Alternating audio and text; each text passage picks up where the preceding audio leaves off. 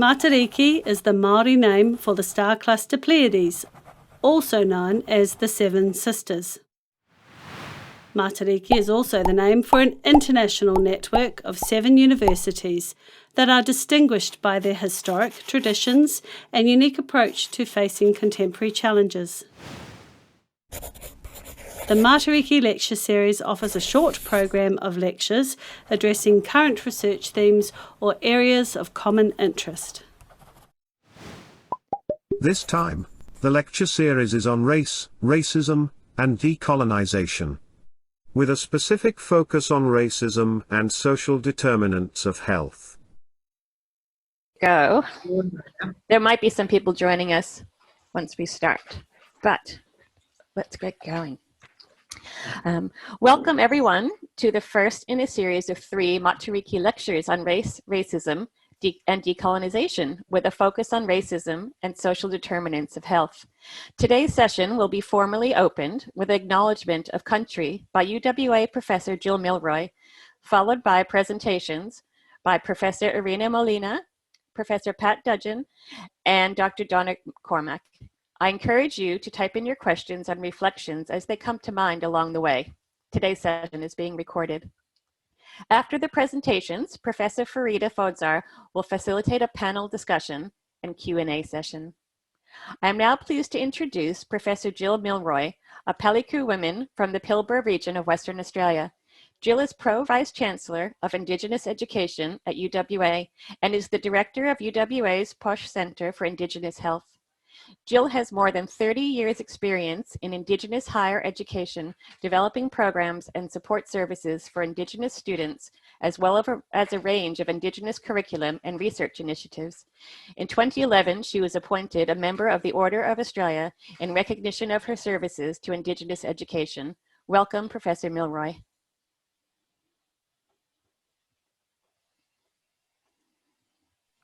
Thank you for that lovely introduction, and yes, a very long thing. So I really want to start with, well, saying hello to everyone, but I want to start with what is the tradition at UWA, which is to begin with an acknowledgement of country. The University of Western Australia acknowledges the traditional custodians and owners of the land which all of its campuses are located. The Crawley campus, which I'm coming from and Pat is coming from today. The traditional owners are the Whadjuk Noongar people, and we'd like to pay our respects to elders past and present. I'm a Pelga woman from the northwest of Western Australia, but I was born and brought up on beautiful Noongar country and live every day on Noongar country. I would also like to extend this acknowledgement to all the traditional lands on which the Matariki Network is operating, and to all their elders and communities, past and present. So for those not familiar with the Matariki Network, I've been asked to just give a little bit of background of it. It is the name Matariki was inspired by the Maori term for the Pleiades star cluster, also known as the Seven Sisters, and we had the most amazing Seven Sisters exhibition painted by Aboriginal communities across Australia last year, mostly by the women, at the WA Art Gallery, and it was just amazing to see all those stories captured. The term is, as a metaphor, the Pleiades can be seen virtually anywhere in the world, and like its namesake, the network, 7 members are seen as bringing together peoples across the globe. The University of Western Australia is one of the founding members, along with Dartmouth College in the US, Durham University in the United Kingdom, Queen's University in Canada, the University of Otago in New Zealand, and I understand and would like to take the opportunity to acknowledge the Vice Chancellor of the University of Otago, who I understand is present today. There's also the University of Tübingen in Germany and Uppsala University in Sweden. So these are very like-minded universities who got together, and they're amongst the most historic universities in their own countries. And they're recognised as being a place of advanced learning, nationally and internationally, research intensive across a broad range of subjects, focused on providing a high quality student experience, flexible, modern, innovative, comprehensive and globally orientated. Well, that's what we think about ourselves, and I hope our students and staff agree with us. I think the mission is an amazing mission, which is partnering for a better world. and the network facilitates us to do that through student mobility opportunities and research collaborations. The network recently celebrated its 10th anniversary. And over the past decade, I think UWA has been involved in a number of programs in the Matariki Network. Two of the flagship programs we've been in is the Indigenous Student Mobility Program and the Global Citizenship Program, both of which have been highly successful. So I've personally been involved through our program with the Indigenous Student Mobility Program, which provided Indigenous students in all the partner universities the opportunity to spend 2 weeks at one of the partner universities learning about significant issues facing local Indigenous communities in those regions and considering how they might be addressed. To date, 21 UWA students and 5 staff participated in the program, and we ourselves hosted one of the programs. One of the most amazing things about it, I think it gave the opportunity for Indigenous students in particular to meet Indigenous students from all parts of the globe, often for the first time. And I think while we get really, as Indigenous people, sometimes we get really caught up in our own problems and we see ourselves as being in a particular situation. And most of the students come back very excited, very enriched, not just they met people, but they saw their own communities in a different light. They saw rich cultural traditions. A lot came back and saying, oh, I want to find out more about my own culture because I thought they did, or I see ways they're helping to solve some of the problems of their communities, which would work for ours.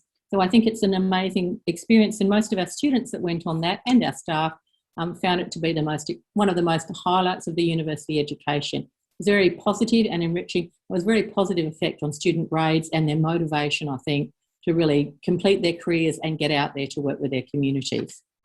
UWA, in addition to that, I don't know much about the Global Citizenship Program, but I understand it was equally successful. And I think it's really important that we bring students together like this and get that global experience. And I think just getting out of your own neighbourhood is sometimes pretty good. UWA also plays an active part in Matariki's research initiatives, including the annual lecture series, which showcases themes that advance teaching and research. And UWA is honoured, therefore, to kick off the first of this year's 3-part lecture series, Race, Racism, Decolonization, with a focus on the health and social determinants of racism, which is very critical. And we've got, I will say, my great friend and Professor Pat Dudgeon participating in this on behalf of UWA, and I'm sure equally distinguished and amazing speakers from right across the network. I'm not staying for the series, but I hope that you enjoy it, and everyone participating, please put some hard questions to the panel because they'd really love them. Otherwise, welcome, and I hope you have a great time. Thank you, Jill. Now I'll introduce our first speaker, Professor Irene Molina from Uppsala University. Irene is a professor in human geography at the IBF, Institute for Housing and Urban Research at Uppsala. She's also a research director at the Center for Multidisciplinary Research on Racism, CEM4, and affiliated to the Department of Social and Economic Geography at the same university. She's currently working on research projects in the areas of housing, gender, and here's her presentation. Thank you, Irene.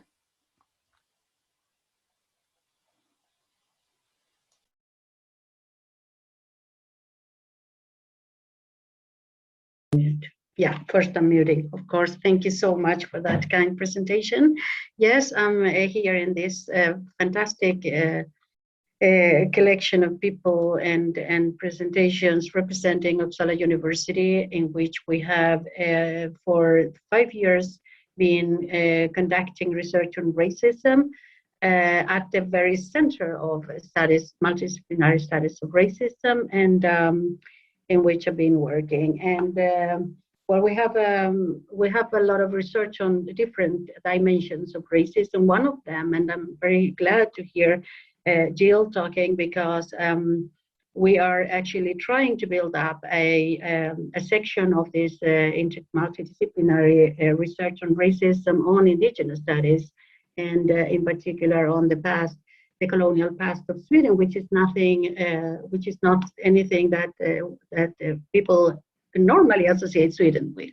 But there is a colonial past there as well, and it is very important, and we're trying to work on that past as well. But what I'm going to talk about today is health issues, and in particular the problematic issue of COVID-19 and the patterns of racialization or racialized patterns of in the contagious pattern, but also in the figures of the tragic deaths by this virus in Sweden as elsewhere, because we are very much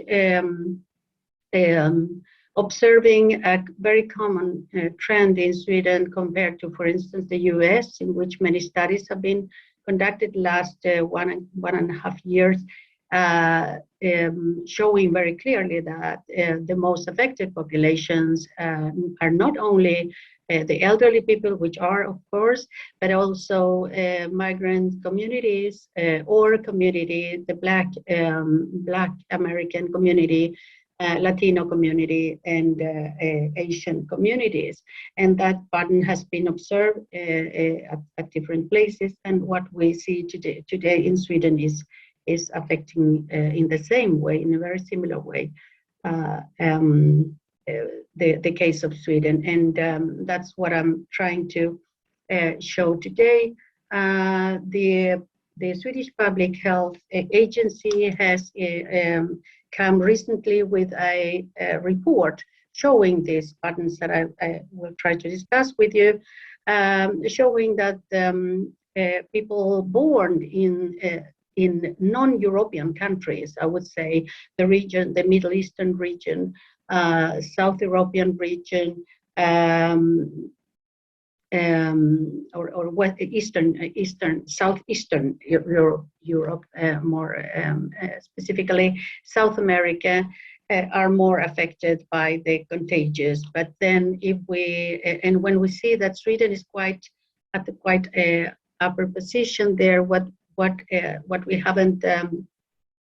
What they hadn't controlled was the variable of age. So of course there is a overrepresentation as well of the population, the elderly population, that has been particularly very hardly affected by COVID in Sweden. But then and this is the cases that have been requiring attention in the intensive care units, healthcare units, and the healthcare system has been more or less collapsing because of the very high necessity of intensive care in the healthcare in hospitals. And here we see that the pattern is when we control for age, we see that ethnicity and non-European background of the migrant population has some very much bigger incidence in the cases that have come to the intensive care units. And when we see more dramatically the figures for mortality with COVID-19 in Sweden, distributed again by the region of birth, we see that the situation is quite alarming, that there is a very clear pattern, racialized pattern of death in regarding COVID-19 in Sweden. So this report was really important for the public opinion, trying to understand why this is as it is. For us researchers on racism, and in particular in my case, with the small community of researchers in Sweden, having been dealing with segregation issues and racial discrimination issues during many years, more than 25 years by now, this is not a surprise. That is what we have been warning politicians for a long time, not specifically maybe talking about a pandemic, but talking about all effects that segregation and racial discrimination can lead to. So what we have been saying is that the complex pattern of the formation of segregation, of racial segregation in Sweden, which actually has put Sweden into one of the highest levels of racial and ethnic segregation in the OECD countries in several of the last years' reports, show that Sweden has, if not the most socially segregated pattern in these countries, yes, it is valid for the ethnic segregation. So that means that not necessarily the people living in segregated areas with a migrant background, that they are living in very poor conditions or very social detrimental situations, but they live very much concentrated in particular areas. And we have been talking about the process of racialization of the city, which is a very complex process involving state politics, involving the history of the racial history of the country, involving institutional, structural aspects of social and ethnic inequality, and in particular, and that has been one of my main research areas, involving urban planning ideologies and urban planning practices that necessarily have led historically to a pattern of a high segregation. In this process of racialization, one particular dimension that I've been working with is the process of stigmatization of both peoples and neighborhoods. So we can talk about the stigmatization, racial stigmatization over the migrant populations, in special, of course, people coming from non-European countries or non-white countries. And in terms of the stigmatization of the neighborhoods, that is what Louis Bacan in the US calls territorial stigmatization. And this is a process that has been very much mediated by news media. And it has, of course, a lot of consequences for the population because it accentuates segregation even more than it had been the case without the media stigmatization. And then the most recent, and when I say recent, I say the last 30 years in Sweden and several other countries in Europe, and maybe as a global phenomena, we have seen the effects of the processes of neoliberalization, in which the welfare system that had characterized the country for so many decades has been seen a detriment. And all this very complex picture has resulted in an intensification of segregation and polarization, and very much worsened situation of housing, in particular in the areas in which COVID-19 has been hitting the population as the hardest groups. So very summarized, what we have seen in 1917s, we had the state was present in the neighborhoods and very much warranting that there were a kind of social equality, or at least a social evening politics. So the areas had a lot of service, commerce, public services. It was a very kind of ideal planning that was working because of the universalist welfare state. That was the case for Sweden.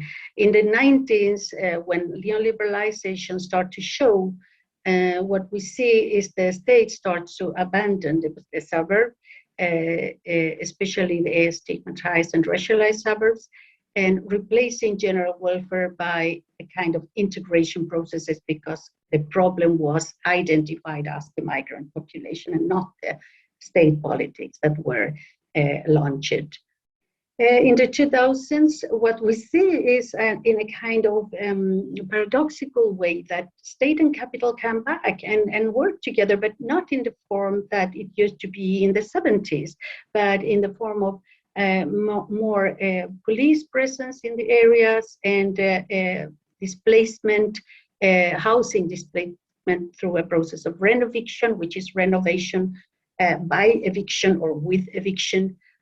Which is affecting the suburban, racialized suburban areas very, very hardly today because those areas are in need of renovation.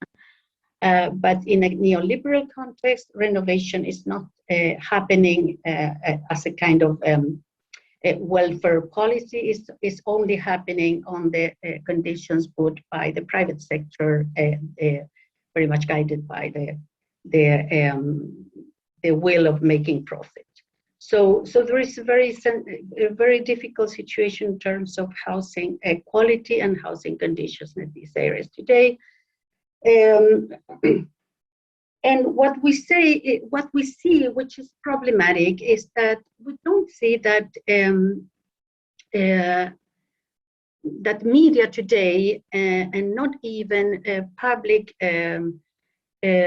servants in the first place are recognizing that the problem of the way in which COVID-19 is affecting in a differential manner the population, a racially differential manner, they are not willing to recognize, but instead they are once again blaming the victim, as we say within social sciences. They are putting the blame on the migrant population themselves.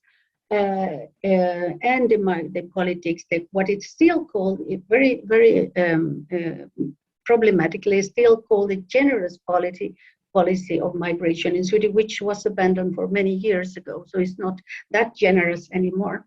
But still, you know, the more right-winged and anti-migration and racist movements in Sweden, they are talking about a huge amount of migrants coming and threatening the stability of the country, which is not true. But what public servants from the Swedish Public Health Agency have been observed saying in the media that we have many immigrants in Sweden, that the problem is that we have those immigrants are working very much in healthcare sector and in particular in the elderly care sector, and they lack language skills enough for understanding and following the guidelines for counteracting the dissemination and the contagion of COVID-19, which has been very much contested by organizations in which healthcare servants are actively participating or saying that this is not the case, that what we need to see is the role played by structural inequality and in particular structural racial inequality in the country. And as long as we don't recognize this problem, we cannot do anything for solving it either. So we have a very big problem on the report that I was referring at the beginning of the presentation is showing that there is a differential effect of COVID-19 in the population, and it's saying, but not expressing it explicitly, that we have a problem of some sectors of the population affected by this, but they are not willing to go further and try to find explanations in the structural problems of inequality, racial inequality, and social inequality in the country. So we have a lot of some challenges, and now I'm going back to my role as a researcher and the voices of the researchers. I think we need to activate ourselves in three particular issues, and one is the conceptual challenge. I think we need to start to talk about COVID-19 as a syndemic rather than a pandemic problem or a global problem. Syndemic in terms of that has to do with a very systemical inequality, the systems of inequality, structural inequality in the countries, in the different countries.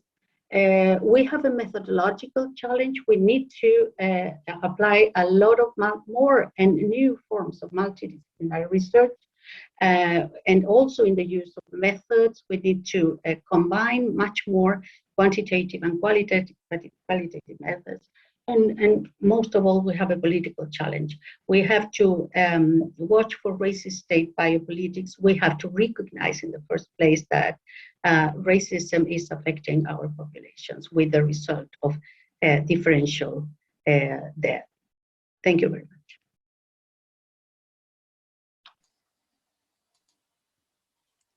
Thank you, Irene. I've learned a new word today, syndemic. Thank you for sharing that. I'm now happy to introduce Professor Pat Dudgeon. She's a Bardi woman from the Kimberley, Western Australia.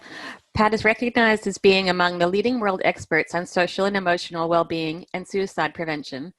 Pat is a research fellow in the School of Indigenous Studies, chief investigator of the Transforming Indigenous Mental Health and Wellbeing Project, and the director of the National Center of Best Practice in Aboriginal and Torres Strait Islander Suicide Prevention at the Posh Center for Indigenous Health at UWA.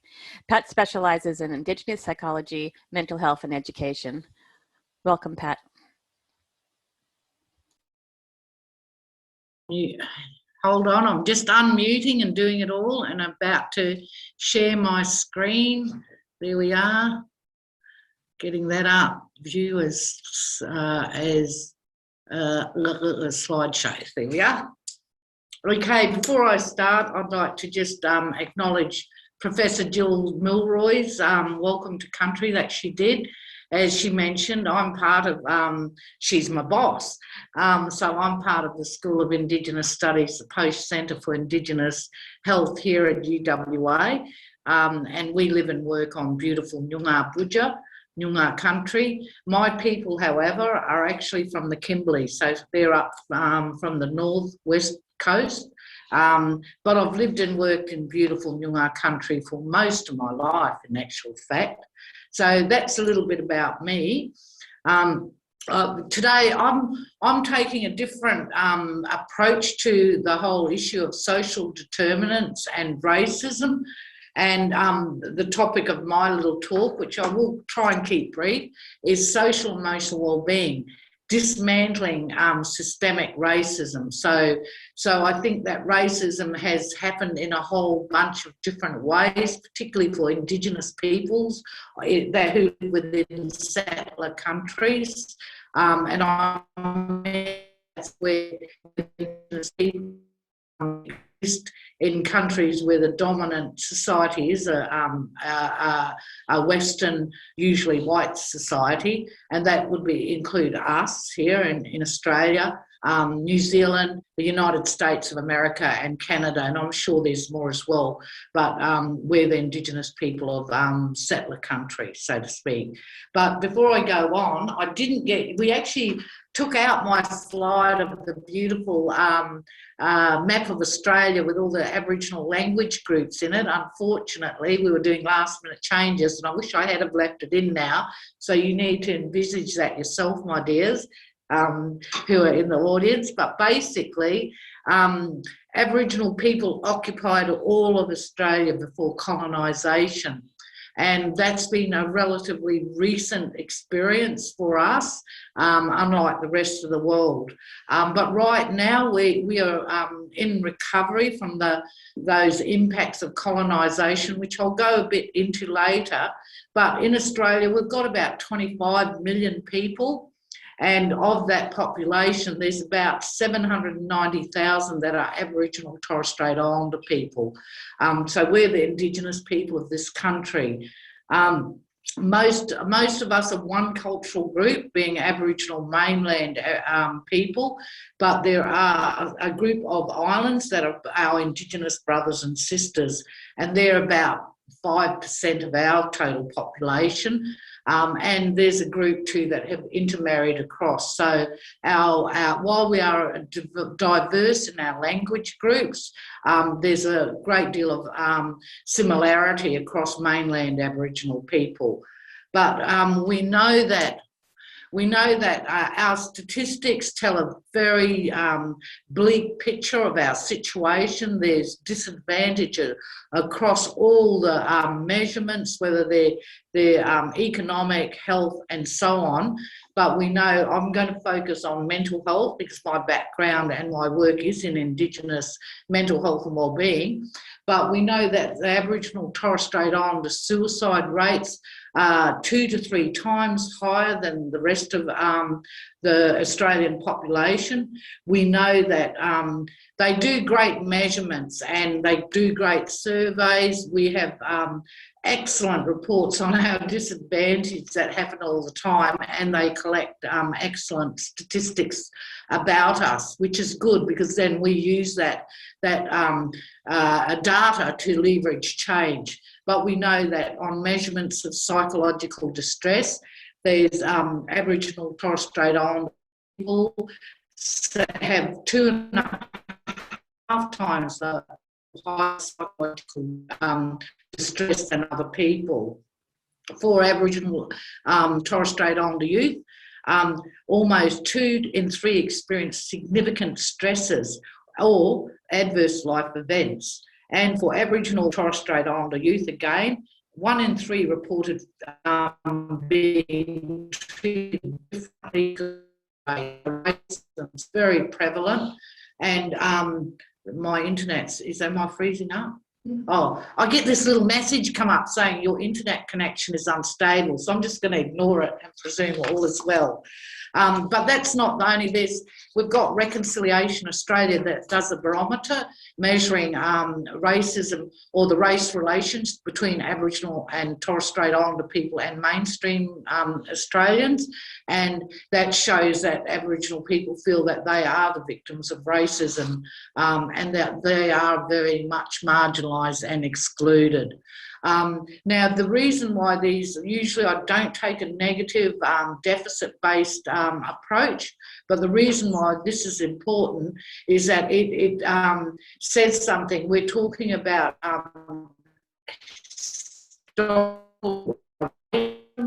we're talking about ongoing racism, systematic and institutionalised racism, and cultural racism.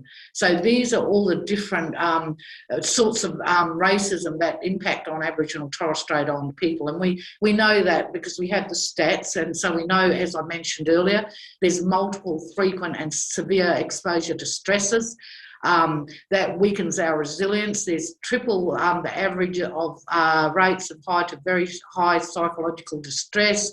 There's a big service gaps because Aboriginal people have not been welcomed into services, and a lot of work needs to happen to change that. So there's a lack of culturally appropriate primary mental health care services. There's institutionalised racism where people aren't going to mainstream mental health or suicide prevention services. This is showing up in double the average rates of hospitalisation for mental health condition and double the rates of suicide. This also contributes to violence and trauma, unemployment and poverty, imprisonment, community, family and cultural stress. This in turn becomes, there's also additional stresses, but this becomes a whole a cycle of negativity. So we need a circuit breaker.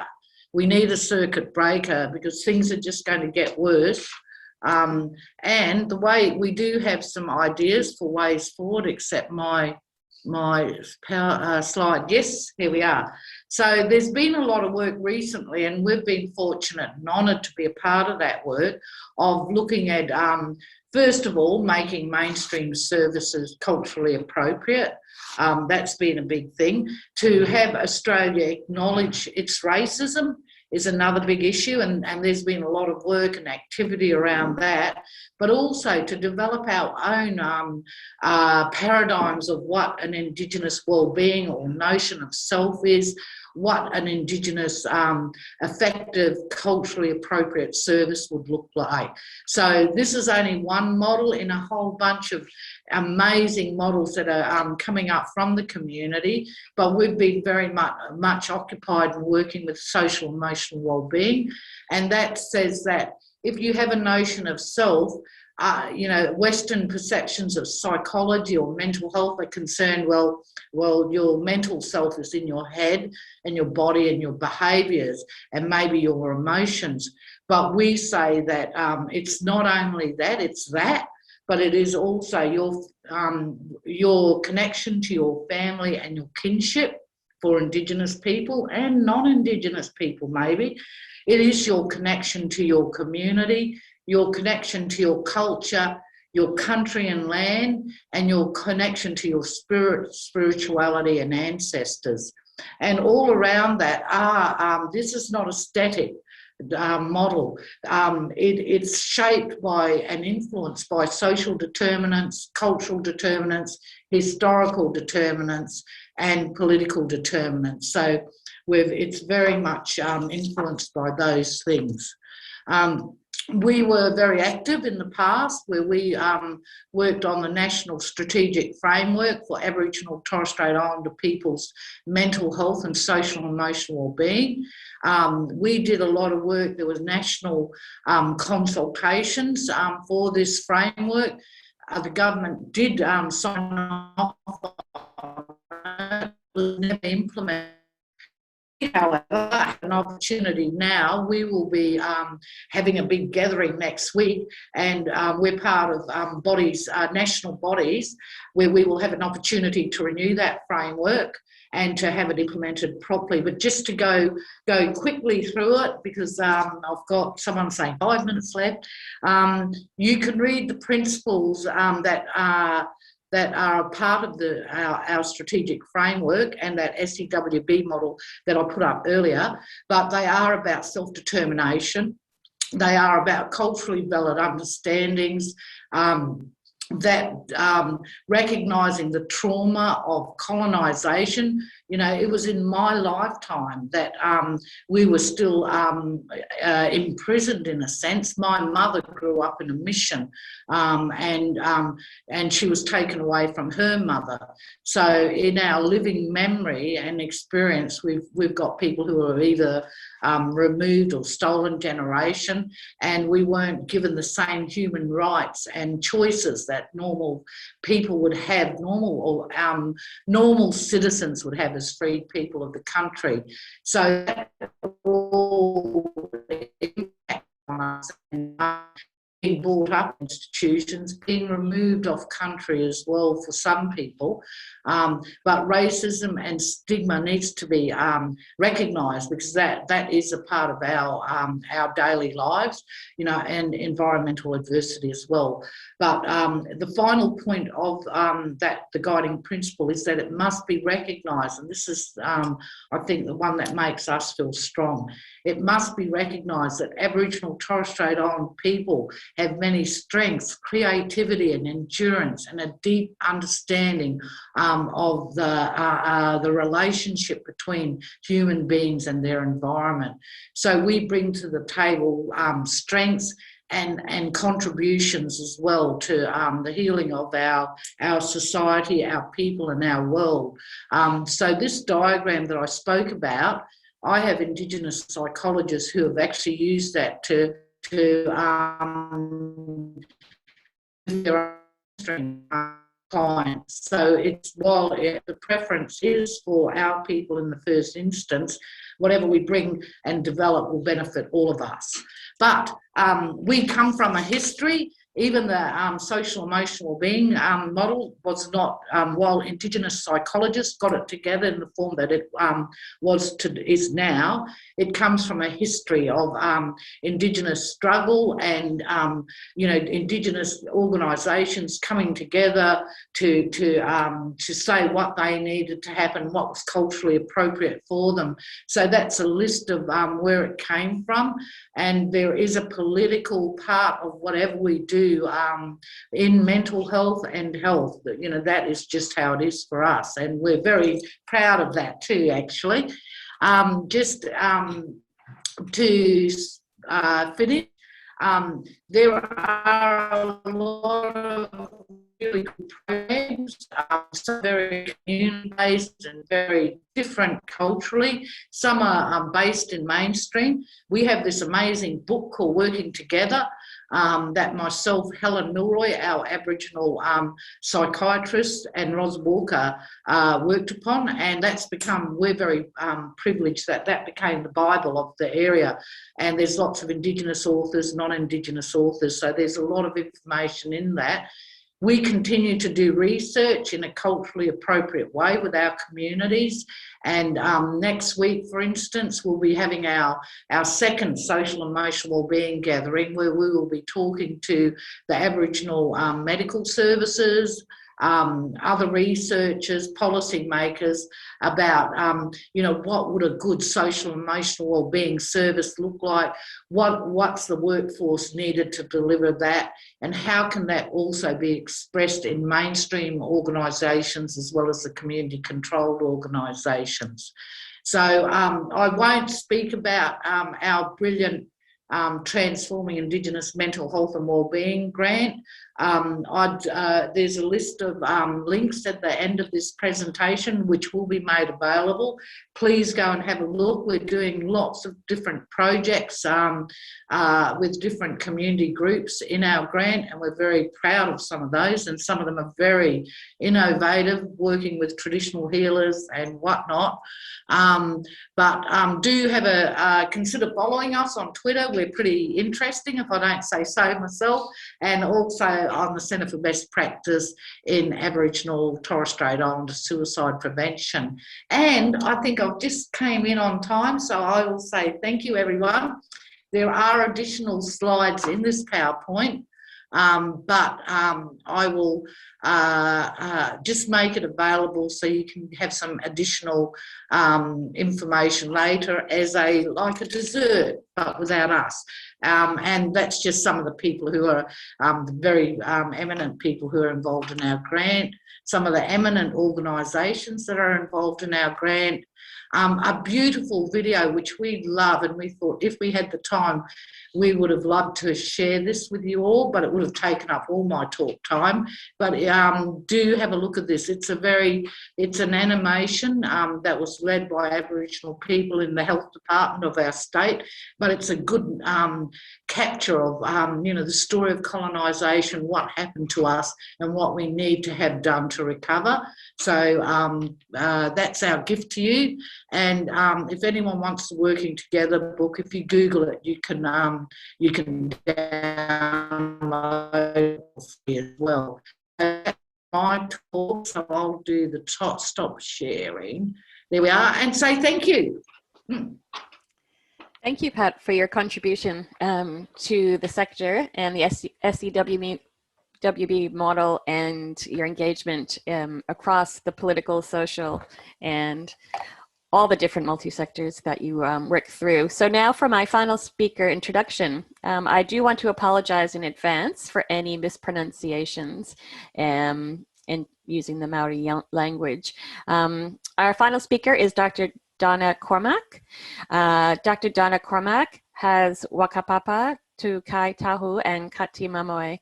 She is a researcher at Te Rapu Rangahau Haora a Eru Pomore, University of Otago. Donna's research focuses on racism and its impacts on health, issues of Maori, data sovereignty and data justice, and transformative and anti-colonial approaches to research and teaching in Maori health. And her topic will be Impact of Racism on Maori Health and Health Inequities. Welcome, Donna. So, kia ora koutou, he mihi nui kia koutou. I runga i ngā āhuatanga o te wānei, he uri tēnei no kaitahu no Kati Mamoe, no reira tēnā no tātou katoa. So kia ora everyone, and thank you very much for having me here to speak with you tonight. What we know from the research that I'm involved in, but what Indigenous peoples have known deeply since colonisation, is that racism is bad for our health, that racism, colonialism and other related systems of oppression structure our experiences of the world. They structure our exposures and our opportunities. They violently disrupt our relationships with each other and with our environments in ways that are deeply harmful for our health. And they rob us of time with generations before us and with generations to come after us. Racism manifests in health inequities, in early mortality, and in empty seats on our pie and empty spaces in our communities. And so, as I said, the fact that racism is bad for Māori health and that it fundamentally shapes health in the nation state currently known as New Zealand is not new information, and certainly not for Māori. Inequitable healthcare access and quality and inequities in health outcomes are well known, they're persistent and they're consistently documented. So in the time that I have with you today, instead of going through some of those inequities, what I wanted to instead spend some time thinking about was the ways in which racism continues to operate through this idea of a willful unknowing or a cultivated ignorance, and through the active or deliberate inaction, so that racism continues to be a fundamental determinant of Māori health, even at the same time as we hear a lot of rhetoric around anti-racism and goals of equity. So I'm going to firstly just really briefly outline what I mean by racism, and then I want to turn to some of the thinking that I've been doing around how racism impacts health through these practices of not knowing and practices of not doing, namely through the refusal to know Māori health and Māori experiences of racism except through Western colonial knowledge systems, the refusal to know racism as an ongoing system of violence, and through the claim to unknowing or not knowing enough about racism as a justification for not moving to eliminate racism. And in the talk today, I'm going to particularly be drawing on theorising of Eve Tuck, of Moana Jackson, Linda Tuhiwai Smith, as well as a number of scholars in the epistemic justice space. And my thinking is also shaped by recent and ongoing conversations and theorising with Hannah Burgess, Paula King, and Jack Saramoana Arledge. And I want to keep in mind in this presentation the lived experiences of the communities that sit behind the presentation, and the nature of my topic means that I'll be discussing violence. So I want to mention that at the start. My understanding of racism draws on kaupapa Māori thinkers and scholars and on the work of decolonial theorists who remind us how racism is really an ordering or a reordering, as Ramon Grossfogel says, along the line of the human. So racism is a system, a global system, whereby divisions between humans are created, where race becomes the central dividing line that divides colonizers from colonized. Frantz Fanon talks about race as the division between the zones of being and the zones of non-being. That is, between peoples whose humanity is taken for granted and presumed, and those whose humanity is in question, unsettled, or denied. And importantly, to always talk about and remember is that racism precedes the invention of race. So racism is not a predictable or expected outcome of differences between groups of people. Those differences are produced through racism. They don't precede racism. Racism is a global system of violence. It plays out in localised and specific ways. And importantly, within settler colonial societies, as the previous speakers have talked about, the context is always and already racialised. It's the default setting that our colonial health system, healthcare services and delivery models are built on.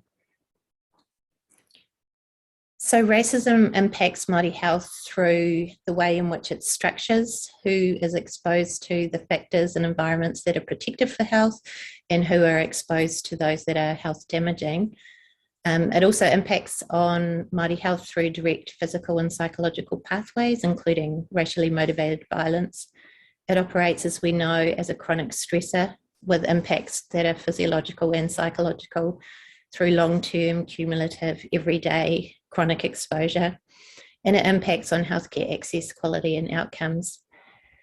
But what I want to think a little bit more about today is how it operates as well through the structuring of epistemic systems and relations, that is through the way in which it structures our knowledge relations, the way in which racism privileges some knowledges and some ways of knowing and some types of knowers, and simultaneously suppresses, excludes, and silences others. And there's a number of scholars who have written in this space, including Charles Mills and Shannon Sullivan and Nancy Tuana. And they've talked about this idea of a willful ignorance or a deliberate or willful unknowing as an important way by which racialized hierarchies are maintained. So it's thinking about this unknowing or this ignorance in a different way that we often talk about when we talk about racism, as rather than a sort of inadvertent or accidental ignorance, thinking about this ignorance as something that's actually actively cultivated so that people can refuse to know how racism is operating as a way of claiming both innocence of knowing racism, but also being able to disclaim any responsibility for moving against it. And so I wanted to also think about this type of unknowing in relation to a way in which we find that people will acknowledge that health inequities exist, and they might even acknowledge that racism is the cause of those health inequities, but they still refuse to know or understand these except through Western colonial knowledge systems. So in this sense, racism both produces the health inequity in the first place, but it also places a limit on who is considered capable of speaking or producing knowledge about racism and its health impacts.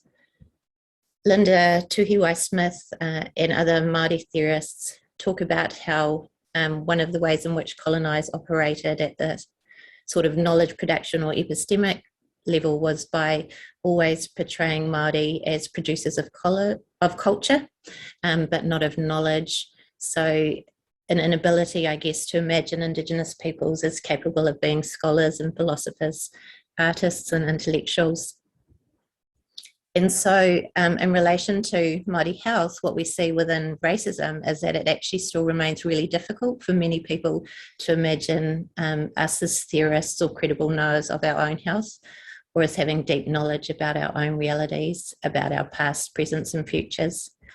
And so there's a risk that racism continues to play out in the way in which we study racism and its health impacts through the privileging of certain ways of coming to know about racism, where I find that we're often potentially cementing rather than unsettling the knowledge and methodological hierarchies in the health sciences and biomedical disciplines, where we're giving priority to particular quantitative methods or approaches that are positioned as more objective and more capable of producing a truth or an evidence about our health than other approaches. And that's not to say that there's not value in some of those methods and that some of the techniques are potentially useful if they're used critically. But I think we need to, in the racism and health research space, trouble the idea that they are the most useful ways of coming to know about racism, or that they provide some superior form of evidence to other ways of knowing, such as oral histories, oral narratives, and testimonies of Indigenous communities. So as part of our goal to eliminate racism as a health determinant, I think we also have to recognise the ways in which racism is operating in our research about racism as a health determinant, and therefore placing limits on what we can dream of as an alternative health future.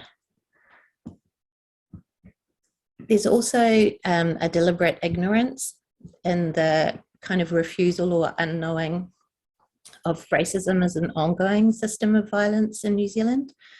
And this cultivated ignorance prevents us from having an honest or deep conversational reckoning with how racism continues to play out.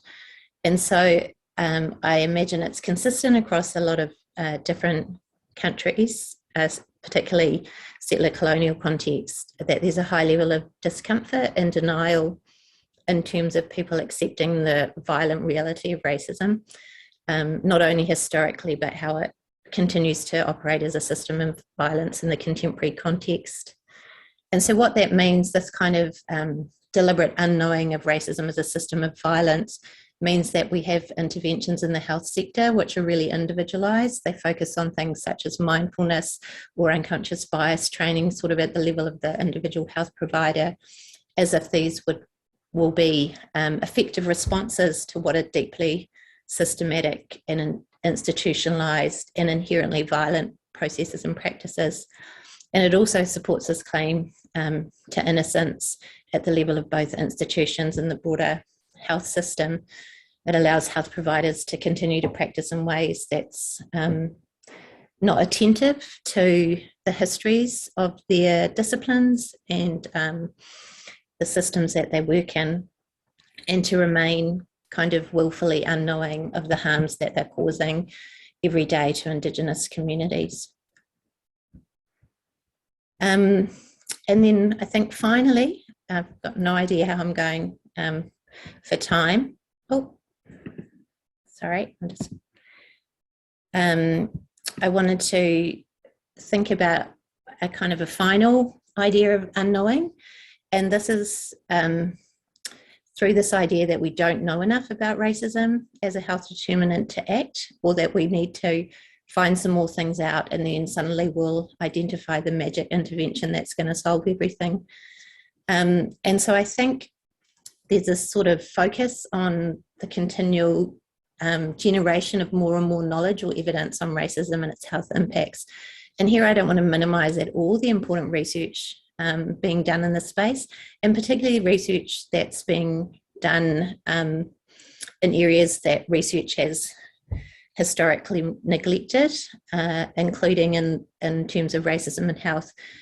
It's been only recently that there's kind of been a focus on looking at the role of health providers and institutions, or on thinking about racism as a global system of oppression. Most of the research in the health sciences focused on sort of individual or personally mediated racism.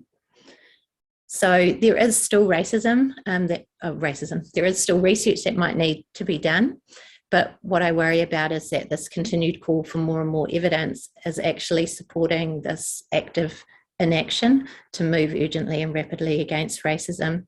So that's kind of operating on this assumption that the lack of action or urgency around inequities in health is because we don't quite understand the problem, we don't have enough knowledge, or we don't have enough evidence, rather than what it actually demonstrates is a lack of will to move against racism and the system of white supremacy that it props up. And it also assumes that knowing about something is enough to motivate change. And so I think that's somewhere that I think it will be useful for us to keep having conversations about our theory of change in terms of how we actually move knowing about racism and its health impacts into action to eliminate racism.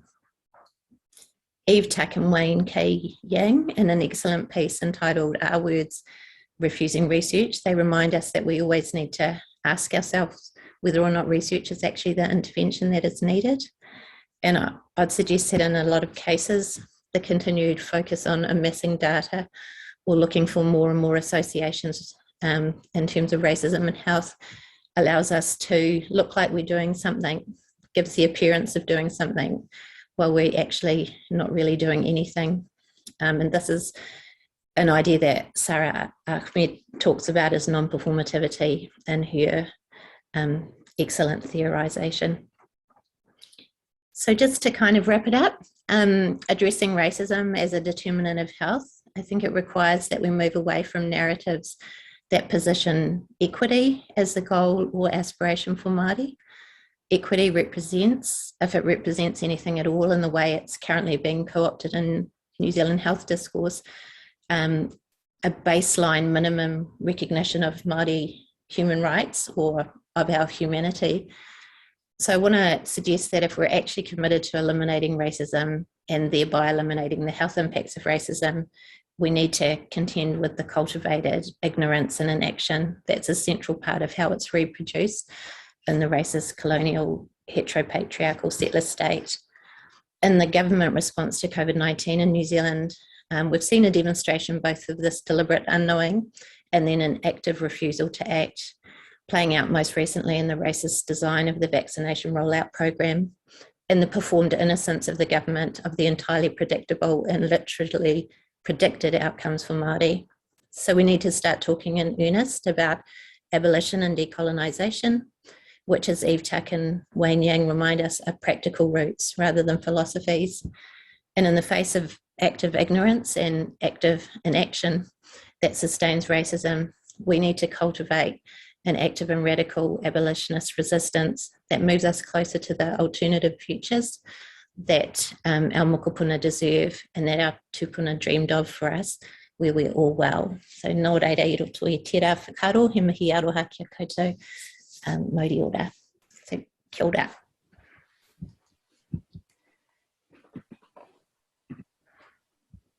Thank you, Dr. Cormack, for that very thought-provoking presentation, looking at the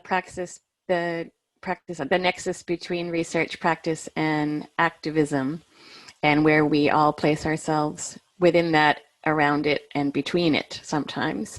And we are fantastically on time, more or less. So thank you to all of our presenters. To our participants, I think we have had a lot to reflect upon, to question, to ponder. So please do share your thoughts in the Q&A.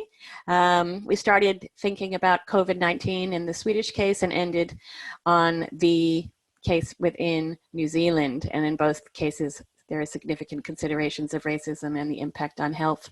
So please do share your thoughts and questions. We do have some to share. And with that, I'd like to introduce our facilitator, Farida Fodzar, who's the Associate Professor in Anthropology and Sociology at UWA. She's the chair of the UWA Culturally and Linguistically Diverse Working Group and the coordinator of the Migration, Mobilities, and Belonging Research Cluster at UWA. Farida teaches on social research methods, migration and cultural awareness. Her research focuses on race relations and migrant settlement, citizenship, and issues to do with refugees and asylum seekers. Farida has also recently become one of UWA's Grand Challenges champions, looking at issues of social inclusion for a more just and equitable world. And Farida is going to be supported today by Dr. Kate Derry, a research fellow at the School of Indigenous Studies here at UWA. So thank you to our speakers, and now we'll welcome to our facilitator, Farida. Thanks, Michelle, and thank you to all of the speakers. Very stimulating, very interesting presentations. Some overlapping themes, I think, quite clearly, and also, yeah, some quite unique perspectives as well. I was particularly taken by Donna's call for not for less research, but the point that not necessarily what we need is more research, but we actually need more action. And I was just looking through a paper by Yin Paradies and his colleagues, which is a meta-analysis of the relationship between racism and health, and they analysed over 300 articles. Which are, all scientific articles that are proving this connection. So it's not that we need more evidence; we actually need to do something about it. So yeah, there are a few questions in the comments box, and also thank you to those who contributed their questions earlier on. So I think we'll start. There's a couple of questions about what can universities do in terms of given their position as training institutions, what can universities do to help to move us further along this pathway? But I think we'll come back to those and start with a question around, and it's a question for Pat actually, and it's a question from Marilyn, who asks, I'm interested in the racism versus unconscious bias difference, and unconscious bias which can clinically manifest as racism. Might a lack of clinical, professional, and personal development also contribute? Yeah, look, I'm happy to answer that. I think there's been about unconscious bias, and it's racism. That we haven't interrogated, our thoughts and values, and we make decisions based on that. And certainly where I use that, the research from the University of Sydney, I think it was when I gave evidence into an inquiry of police brutality towards Aboriginal youth.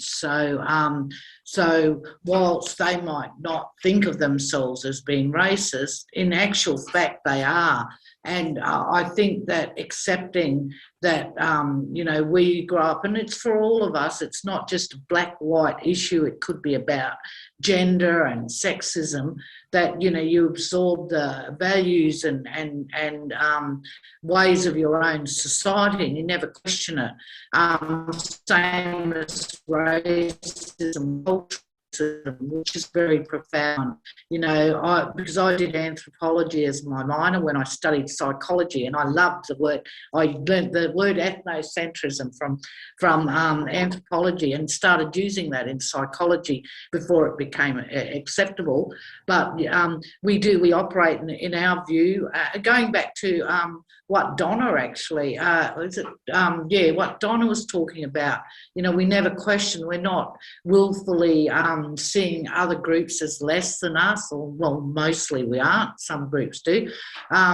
But we do have our own values and we judge everyone accordingly. Now, if we live in a society where the very fabric of that society is reflected in those values, they become the dominant society, the dominant majority, and any marginalised groups or culturally different group are seen as odd and not fitting and lesser. And that enables us to do acts of oppression, to make judgments. So I think, to me, I haven't studied it in detail, but I certainly know its impact on the way that the state treats Indigenous people. And I'd say that would be for all marginalised people, that it's there and no one ever questions it. So we do have to do anti-racist training. And later on, I'm going to talk. I noticed one of the questions for me was about doing how do we change education in universities, because we're supposed to be the change agents. We are the leaders in intellectual development and progress. But later on, I want to talk about the George the death. I'm blinked out. Damn. No, I'm blanking as well. Yeah. George Floyd, and how that had an impact on all of us, black and white, and a good impact from a tragic. But I'll hand over because I don't want to hog all the show. So, I like the point you're making, Pat, that unconscious bias is maybe a politer way of saying racism, and there's that standard thing of I'm not racist, but. Which is basically a way in which people kind of do the willing unknowing, with the point that Donna's making, that you deny the existence of racism. Did any of the other speakers have something to add about that question about racism versus unconscious bias?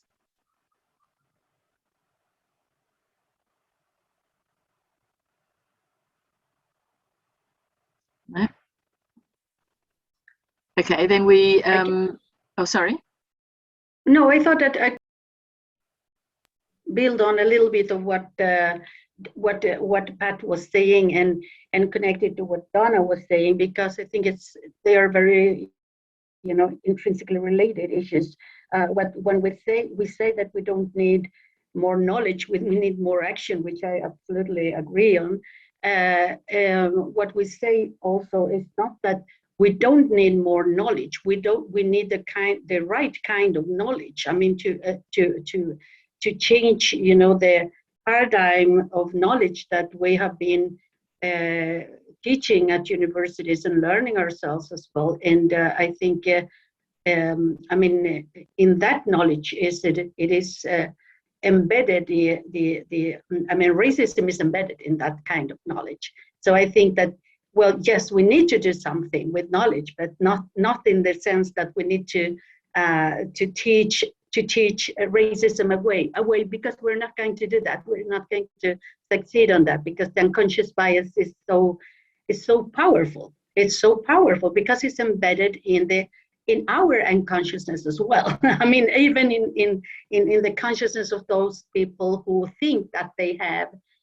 You can, reach the kind of anti-racist consciousness. So I think that that kind of knowledge must be deconstructed still, and that is still a pending task for us. Thanks, Irene. Let's move to, this is a question for Donna. What in the New Zealand context would be the biggest thing the New Zealand government could do to help realise Maori sovereignty? And I think this is a really important question. I did my PhD in New Zealand and spent almost 10 years there. And it seemed as though New Zealand was a long way ahead of Australia in terms of its work towards reconciliation, if you want to use that term. So what are your views, Donna, about the sorts of things that the New Zealand government on a policy and action level could be done to realise Māori sovereignty? So I think it has to be fundamental constitutional reform, and at the level of acknowledging that actually sovereignty was never ceded. So it has to manifest, I guess, as something more than like an attempt at some sort of partnership or power sharing. It actually has to be a divestment of an unjust power. So I think it has to be much more meaningful than the sorts of discussions that are happening now about some sort of co-governance or co-sharing relationship, but within which the Crown fundamentally doesn't actually acknowledge that it doesn't have sovereignty and doesn't do anything materially apart from sort of tokenistic treaty settlement processes to return what was taken. So essentially land back in the metaphorical and literal sense, and an active divestment and moving away from trying to maintain power. At the moment, what I see in the health system reforms that we've just had in this shift to setting up a Māori Health Authority, it's still at a level where there's no acknowledgement that the Crown fundamentally has no authority to set up a Māori Health Authority because it has no authority on Māori land. So it's that conversation at a really fundamental constitutional level that Māori have been having in the Matariki Mai project and the work of Moana Jackson and Margaret Mutu as they went around New Zealand talking to people.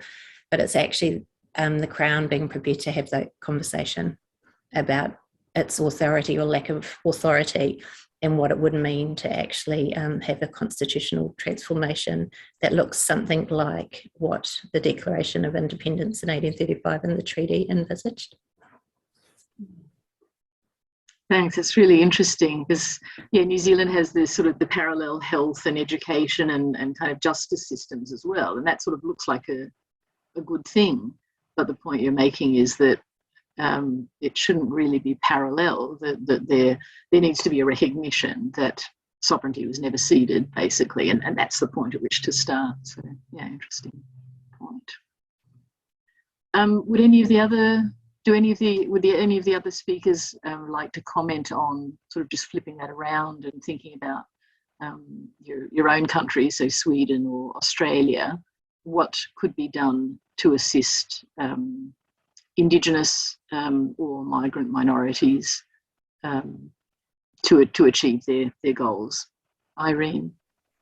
Yes, thank you. As I said, I think very, very shortly. In Sweden, we are so far from the very recognition that, for instance, and I know that there is a lot of work to do still in New Zealand, for instance. I'm not saying that you have solved all problems and far away from that, but if you compare, everything is so relative, and if you compare the situation of the recognition of the colonization of the northern territories in Sweden, the Sami territories. We are so far away from that, and there's a lot of work going on. So I think, for instance, one thing that the authorities should start with is the very recognition of colonialism, that Sweden has been a colonial state, and that is not, we are not there still.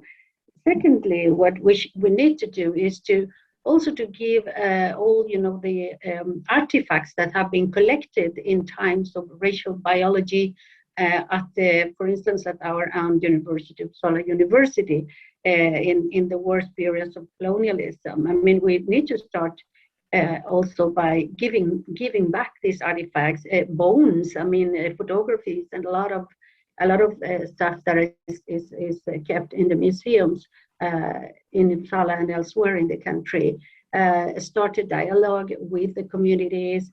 And the very issue of representation, we don't have any representation of Indigenous peoples at all at the universities in Sweden, with one exception in the northern University of Luleå. So I think that we have a lot to do in Sweden in that matter, unfortunately, and we need to start that work. Thanks, Irene. Pat, did you have anything you wanted to add? No, I think our issue, we've got, a lot of political action happening with Uluru Statement from the Heart. So we're yet to, we never had a treaty, and that has to be one of the big movements forward. So very similar to New Zealand. Thanks, Pat. So, yeah, as I mentioned, a couple of questions on the role that universities should play in educating the next generation around issues of anti-racism. So this could be for any of our speakers. So maybe we'll give the floor to each of them. Pat, would you like to start? Oh, you're muted. Yep. Yes, say again, Farida. So what can we do? As university educators, what can be done to challenge? Yeah, my George Floyd moment. First of all, I think that the world has changed better, may I say. Because I've been, working in psychology since the 80s and seen a lot of change just in my own discipline. And I know that I think, with COVID happening and then the George Floyd incident is a real big landmark moment for all of us, that people did not accept that type of racism anymore. And we had all the marches. We similarly had marches here in Australia. What happened for us, though, it was our own staff, our non-Indigenous staff, who felt helpless and frustrated. So we got a statement up that our university adopted, and we said how we absolutely found this unacceptable, that we stood against racism, but we gave advice how people could engage in anti-racist behaviours. Meet an Aboriginal group or visit an Aboriginal organisation, watch these videos, read these books. If you see racism, call it out. So we gave a lot of advice on what to do, and that made our people feel better, certainly.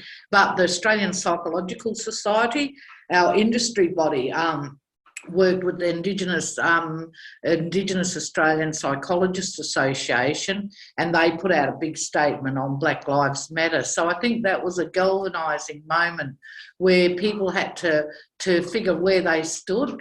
And I think that people now there's still a lot of, the implicit racism and systemic, but I think people are more aware of that. And I think for me, and maybe I live in a bit of an ebony tower or something, but I feel that I'm meeting and talking to more people who want change. And next week, Belle and Joanna will be talking about the IPAP project that we do, to put Indigenous studies into the curriculum of psychology programs and to increase the number of Indigenous psychologists. And the response when we started that was amazing. So, 20 years ago, we'd be chasing people to get them involved, but we were overwhelmed with enthusiastic responses. And I think the discipline is proud that we're leading this. And our thing is, we don't judge people. Some of them might only be able to put a little bit of Indigenous studies into their curriculum, but as long as they're starting, but we've built a community of practice so we can support and talk with each other and move together forward. So I think we need to challenge ourselves all the time. I think that where we are right now, though, my experience, and I hope I don't ever regret saying this, that things go bad and I say, gosh, I was naive back then. But I think that basically our world is much more mature, and they won't accept bad behaviour, bad incidents that are clearly unfair and discriminatory. But I might be being a Pollyanna. Time will tell. But I'll stop at that point. Thanks, right, Pat. Donna, do you have something to add? Oh. About the role of universities? Yeah. Yeah, I mean, I think I do think about this a lot as someone who works in a university, about what role they have, if any, sort of in a sovereign Māori future. I do think there is important decolonisation that can happen and needs to happen in the universities. I worry a little bit, as the same concerns I have about kind of the co-option of equity and some of the ways in which decolonisation has kind of been co-opted as a term when it refers to sort of kind of like a superficial inclusion of elements of maybe authors who are outside of the canon and those sorts of things, rather than, again, anything at a fundamentally structural level. So it's probably very similar to my answer about sovereignty at a national level, is that these things have to happen like at a very deep level, and they have to involve both that sort of truth-telling and reckoning, but an actual commitment to a divestment of power and resources back, rather than just a sort of adding some sort of Indigenous spice to your, sprinkling a few Indigenous, authors into your curriculum.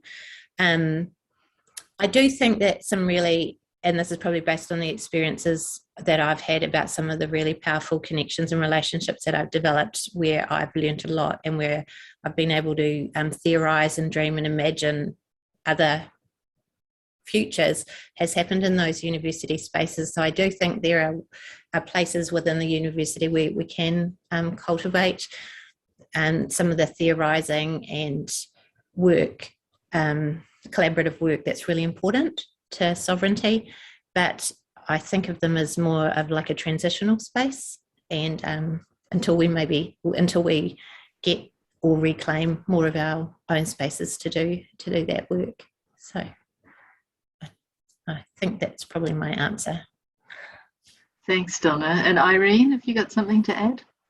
Yes, thank you. I think most of the things that are important to do are said, but I would say I usually think about this, what we should do at universities in three kind of key words. And the first one is representation. As I said before, I think we have a problem of representation, and I think I have my own experience. I know that representation is not everything. I mean, it doesn't mean everything. It's just a very, very kind of shy start. But it's important because you cannot pretend to listen to the voices of the people that are not represented, because I mean they are not their voices anyhow. So I think that representation is underestimated, and it is still very important. I don't know which mechanisms we could use, but affirmative action is one, but there are other kind of active, kind of policies that we could explore. The second, I think, key word is collaboration, and it has been a lot said about that here. I mean, we need to start to work with, or with, I'm doing that, and I know a lot of colleagues are doing that, but not to go to the communities for just picking up information and then translating into academic terms. We need to work with. So we need with the communities. We need activism. We need action research.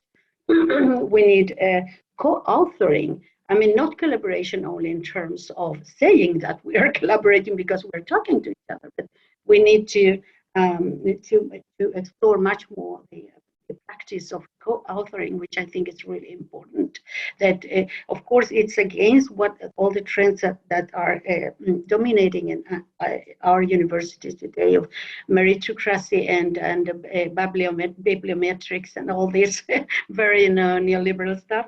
But I think we need to challenge that by co-authoring and co-working with the communities. And last but not least, I think, of course, what we were saying also before, the issue of self-revision or self-grasping of what is learned at universities, what is being taught by us, by teachers, the literature list, the authors, but also the contents, the kind of story of history that we are telling.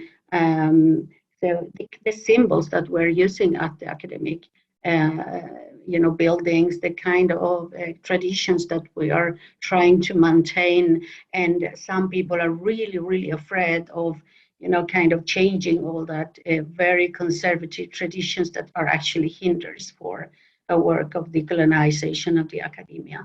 So I think these would be my three key words for this work. Thank you so much.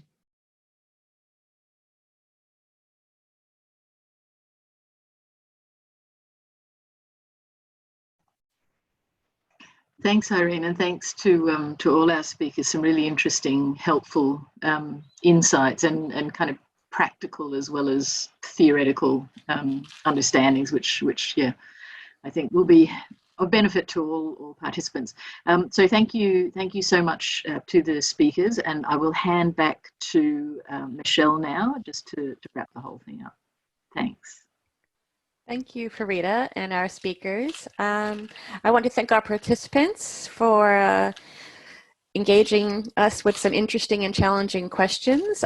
We will be sharing this recording in various ways over the next few weeks. And also, if I can ask all the presenters to share their slides with us if they haven't already, so we can also make sure to get the slides, especially from Pat, who has a few Easter eggs and hot links and social media posts in there. I think there's a lot to explore in Pat's slides, but of course, a lot to reflect on the other slides as well. If you like quantitative data, you've got some. If you like qualitative and some reflection, you've got some in those slides. So I think we'll have a lovely package of insight and knowledge to share with everyone today, to reflect upon, and on the web for future consideration. So thank you again, everyone. And I look forward to the next recording, I feel, because for us, the next few sessions will not be great for us in Perth, but I'm looking forward. Oh, we have one hand raised. Is there something? One person has raised a hand. Perhaps the person that raised a hand can put a quick note in the chat, because we are done with time for now, and everyone else can say goodbye as needed. Thank you, everyone.